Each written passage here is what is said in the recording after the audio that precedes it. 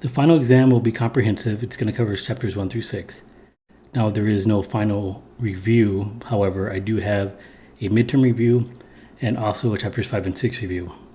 So you need to study both of them. So the way to prepare for the final exam is to review the midterm review like you did for the midterm, and also review the chapter 5 and 6 review. It will be the same format. You're going to have multiple choice, short answer, and programming questions. It's going to be just as difficult or easy. I don't know how you felt about the midterm, but the exact same format. Okay, so there is more questions though, because it is a final exam. So I'm gonna ask you more questions. Now, the good thing about it though is a lot of the questions that you saw from the midterm that are I feel are important to know will make an appearance on the final. So you still need to study chapters 1 through 4, but I think it's important to know chapter 4. So you should primarily focus on knowing chapter 4. You will have a programming question from chapter 4, so you're going to have to write a class and a driver like you did for the midterm. I am going to throw like a few curveballs in there that you should know from chapter 4. And like now that we know chapter 5 and 6. So I'm going to ask you for the setters, I want you to use conditional statements. So you're going to have to filter out data within a specific range and make sure that the value isn't actually set unless it's within a specific range. So you're going to have to put if statements inside of your setters. I'm also going to ask you to make an equals method in your class. And I'm also going to ask you to do Java doc comments. So that will be part of the programming question for chapter 4. So that's kind of a lot there. So make sure you go over that. 5 and 6, there is a review. So the best thing you can do is just go through this. It says test 3 review, but that was back when I was giving out a bunch of tests instead of doing a midterm and a final. Anyways, so I'm not going to read this to you. Everybody's capable of reading. But just chapter 5 and 6, two chapters that both of them are kind of small, but it did cover a lot. You are going to need to know a lot of the information from here. So go ahead and review this. Also review the slides, read the chapters. Some things that might be difficult are the short answer questions. Or actually, let's talk about the programming questions. So I am going to ask you some programming questions from 5 and 6. So some of the questions that you had from the book, you should probably know. Here I'm telling you to make a program that prompts a user for some value. And then you're going to have the countdown begins. You're going to use that value to determine how many times you're going to loop. If the value is a specific value, like it's 0, then you tell them error or something like that. I'm also going to ask you to play the high-low game, right? That's another popular question I like to ask. High-low game, rock, paper, scissors, like those types of questions that you had from the homework, you need to make sure you know how to do them. Now, the things that students have trouble with the most is doing the short answers. Okay, so let's go ahead and take a look at these. I give you 2 examples. These are really great examples. I do kind of give you like what to expect. But let's go ahead and examine both of these. So I'm going to go ahead and let's see, what can I do here? All right. Can I zoom in? All right. So let's just look at this example right here. All right. So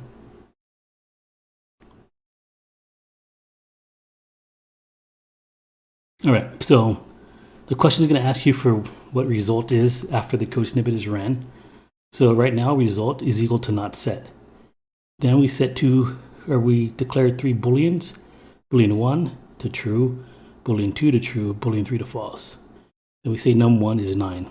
Okay, so this is where you need to know like what all this stuff in here is doing. Okay, so just like any type of operations we do, parentheses, inside of parentheses will take precedence. Okay, so right here we're saying, okay, well, B2 or B3, if any of these are true, then this whole expression here is true. So we do know that B2 is true, so we can go ahead and say, okay, well, this right here is true.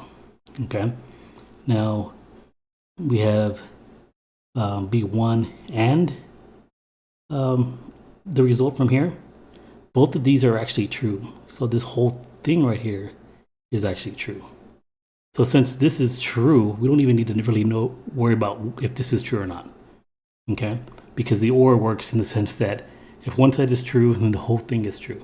So we don't even need to examine that part. Okay? So that just means that we're going to concatenate this test sucks to not set. So this is what our result is going to be right there. Okay? The next example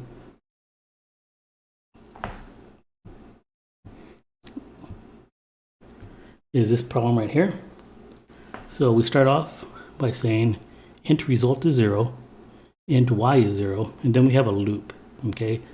We set x to 4, and we say, okay, well, while x is greater than y is 0 here, so we can just immediately just make that a 0, so it's easier for us to read. Decrement x, okay? So really what we're doing is we're saying result, which is 0, we're going to add whatever x is. So the first, so we're gonna iterate, x will be 4, okay?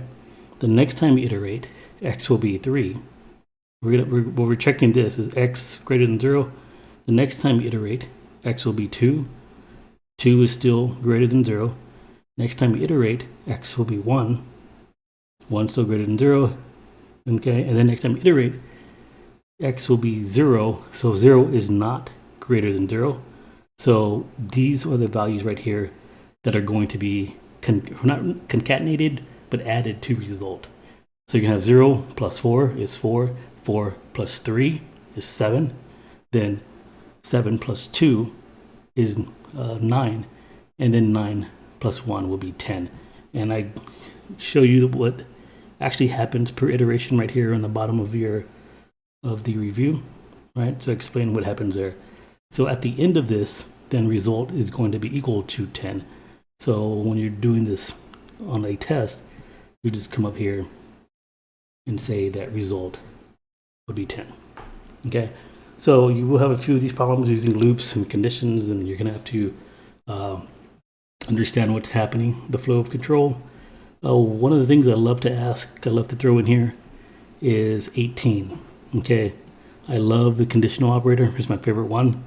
I'm going to throw that in there. So I know at least one of your short answer questions is going to have the conditional operator. Okay, so you need to be prepared for that. But you should actually this is a very short test review, 5 and 6. You should know everything from chapter 5 and 6. So I will ask you a lot of questions from 5 and 6 because it's all the new stuff. And you will get a lot of questions from chapter 4. Chapters 1, 2, and 3, there will be some questions from those, but not as much as the midterm have.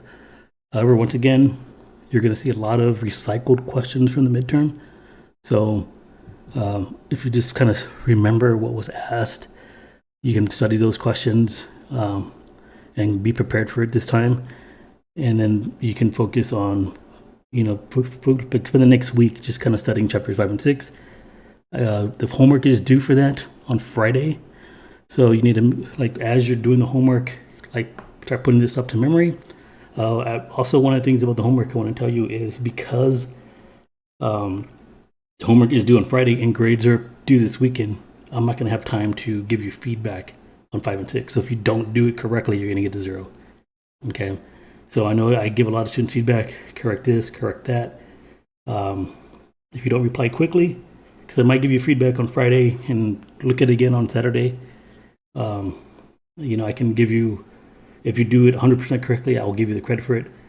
Or you can start telling me to look at it now. Some students have already started turning it in and asking me to look at the work so I can give them feedback. But it is going to be, you're ready down to the wire. Grades are going to be due. So I won't really have a lot of time to allow you to make corrections. So make sure you start on your chapter 5, 6 homework now and start asking me to check your chapter 5 homework, chapter 6 homework. That's all I have. Good luck. There is going to be extra credit. So inside of the test, there's at least 20 points of extra credit. One of the extra credit questions, I guess I should talk about this, is going to be I'm going to give you a program that I want you to write. It's a really complicated program. but I'm not actually going to require you to write it. I want you to explain how you would write it. Okay, now we did talk about pseudocode. I'm not expecting you to write pseudocode. You can write pseudocode if you want. I just want you to explain in much detail as possible how you would write that program. Okay, it's gonna be a complicated program.